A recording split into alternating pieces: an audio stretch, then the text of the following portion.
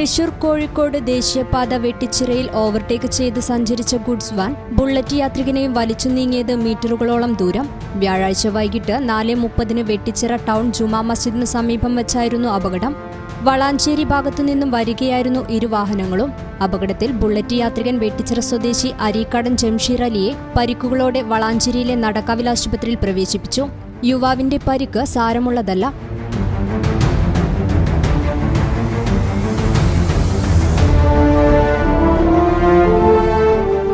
News bureau, Puthanathani.